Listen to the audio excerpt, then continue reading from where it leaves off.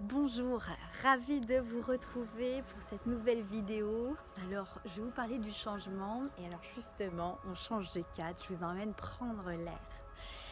Alors dans cette nouvelle vidéo, c'est une prolongation de la vidéo précédente. Rappelez-vous, je vous parlais de cette capacité qui est en nous, à vraiment se parler, changer cette façon de parler, nous encourager davantage, nous motiver, nous féliciter, nous auto-féliciter. Alors là, je voudrais vous aider à continuer à faciliter le changement.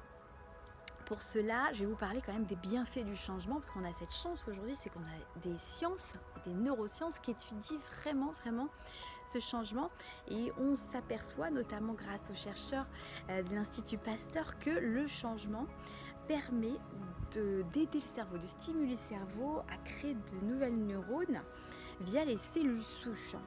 Ainsi, notre cerveau, il se développe et même il se reconfigure grâce au changement et à l'insécurité passagère que crée le changement. Alors, question, c'est de comprendre mais pourquoi.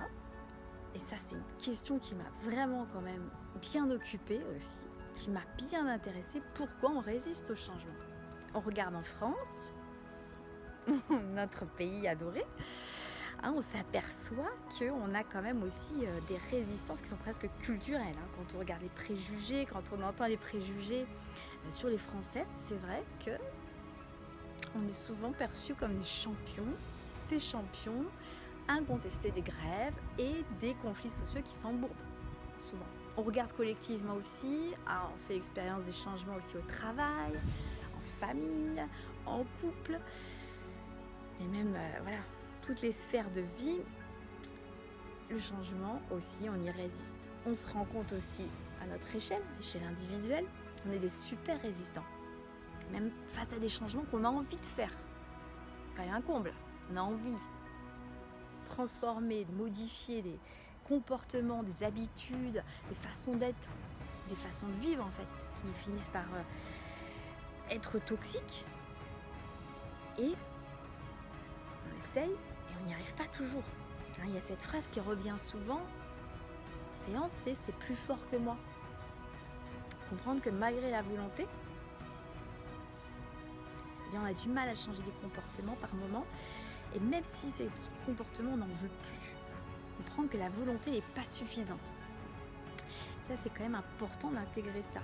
La volonté n'est pas suffisante.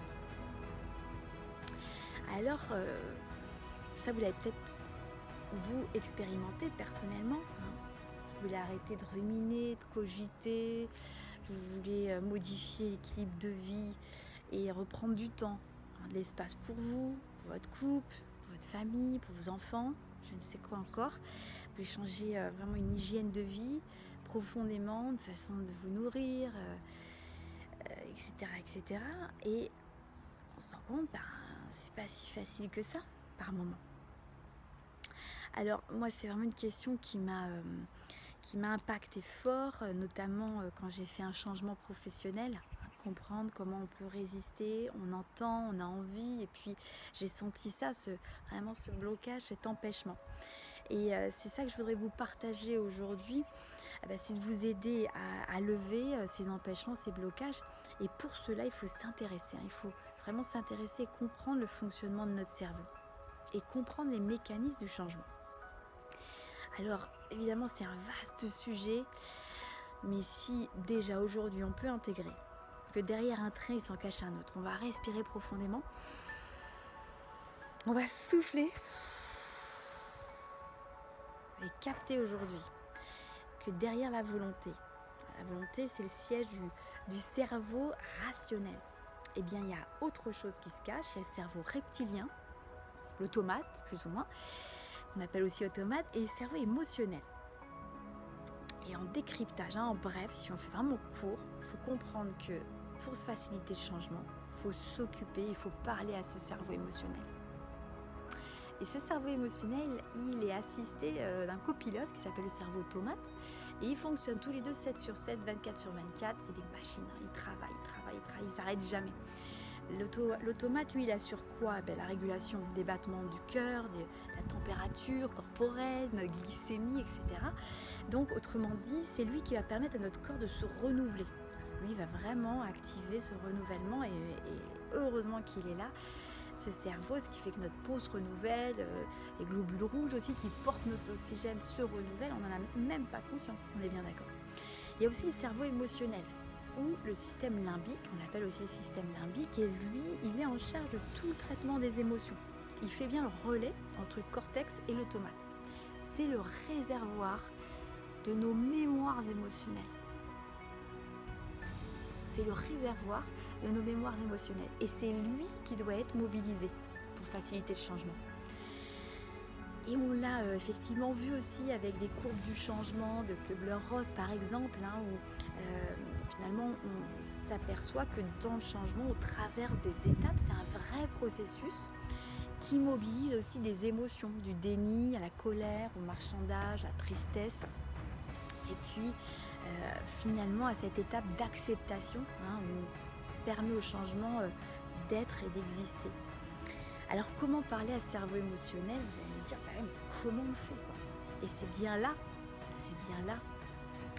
l'utilité de mon métier, c'est que j'utilise moi les bienfaits de l'hypnose.